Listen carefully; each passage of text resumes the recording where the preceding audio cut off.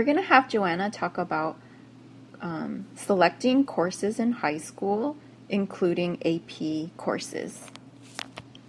Okay, so when you're looking at what APs or honors to take, colleges, they do really care about AP classes, but you also need to make sure that you're taking a course load that you can handle, because a lot of my people that I know, they might have taken a lot of AP classes but not have done so well in them and then ended up getting into a school that they didn't want to go to as much, versus other people who took a lighter course load but did really well in them and then they got in very good UCs.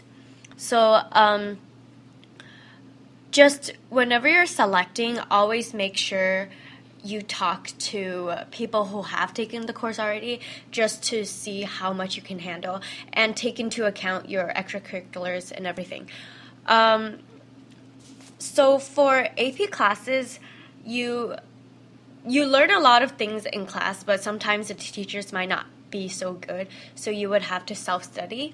So for me at least, I would self-study mostly in April and somewhat in March, just to prepare for the test in May. And if you're taking SAT 2s, it's very, very helpful if you study for SAT 2 along with whatever AP you're going into, because now you don't have to study twice.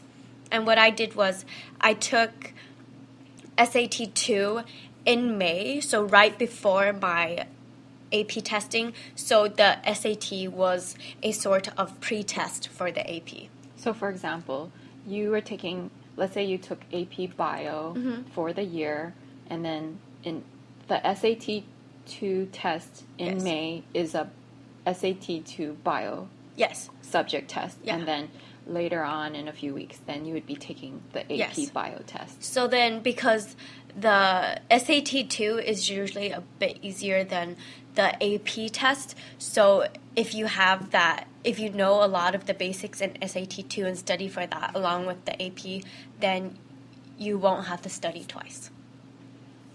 Can you tell us how important high school grades are when colleges look at your application?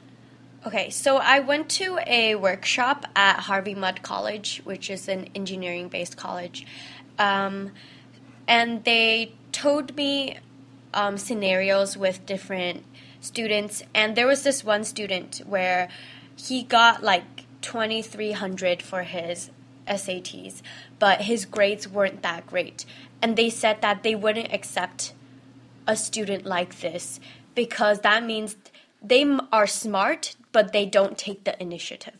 So it's actually a lot better to do really well in school, and if your scores are good but not incredible, that is better than if you do really, really well on the tests but your grades are bad. Okay. Tell us the difference between regular courses in high school, honors courses, and AP courses.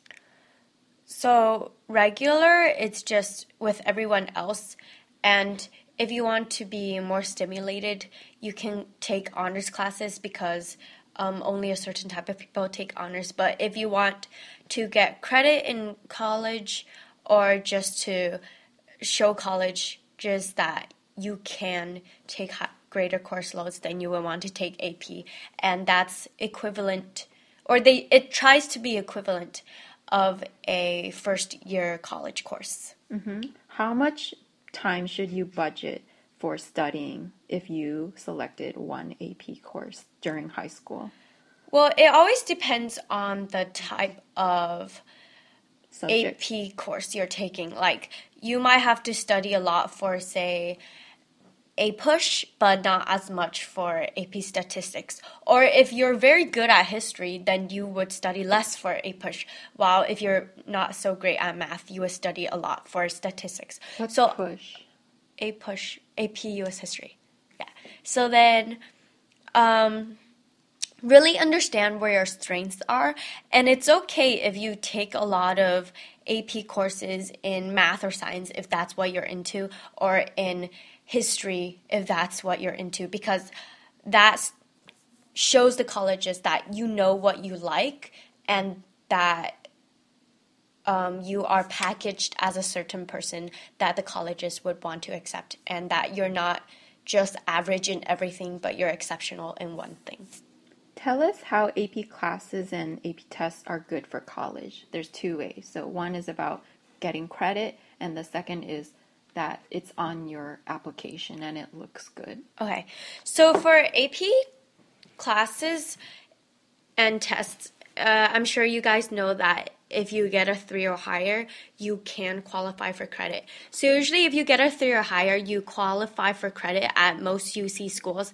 But for UC Berkeley and UCLA, and I don't know some other schools, you might need a 4 or a 5 to qualify. So you have to make sure the qualifications before you apply to that school, or before you think about credits. But even though it might not count for credit for a lot of schools, especially privates, schools still expect you to take them. So when you're taking AP classes, don't think so much about taking it for credit, but think about it boosting your transcript. Do you know how many AP classes you can take in 9th grade? So in 9th grade, usually for a lot of schools, it might be different for different schools, but usually in 9th grade, you're not allowed to take AP classes, or you can only take one. And in 10th grade, you can take maybe 1 or 2, while for 11th and 12th grade, most AP classes are open to you, except for the ones that require you to have preparatory courses. Mm-hmm. So just remember, if you select to take an AP class, these AP classes are a course load that is equivalent to college level work. So be ready to spend more time on the homework, and that the material will be more challenging. Can you tell us, Joanna, how you can tell if you go overboard in, selecting too many AP courses in a year? Okay, so did you feel stressed with your AP load work? Definitely I would feel stress, but I think that comes with anything. When you're being challenged, you would feel stress. But when it gets to the point that you are not sleeping enough, if you are sleeping only like 4 or 5 hours a night, then that means the course load is way too much. Especially you have to consider what extracurriculars you are doing. So, for example, if you do a sport, you might get home at 5 or 6 at night. So just be sure that you consider everything when you're looking at your course load. And so it's not worth it to do that to yourself in order to have all those AP because on if your you, college application. Yes, if you don't have enough sleep, then you're going to do bad in everything, all your classes, all your extracurriculars, and that is not worth it in the long run when colleges want to see that you're a well-rounded individual, and when you want to excel at the things you do. Okay, and in closing, tell us about the option to not take an AP class at your school, but to just self-study and then sign up to take the AP exam in May. Okay, so my school did not offer AP psychology, so I self-studied that on my own my junior year, and I took the test in May along with my other APs. So that is also a possible route for you if you're really interested in a subject, but you don't have it at school. And that especially shows initiative when you go to apply to college. The colleges will see that you're going above and beyond what is available to you, and that you are actually willing to do work on your own. There's books out there that you can study from? Yes.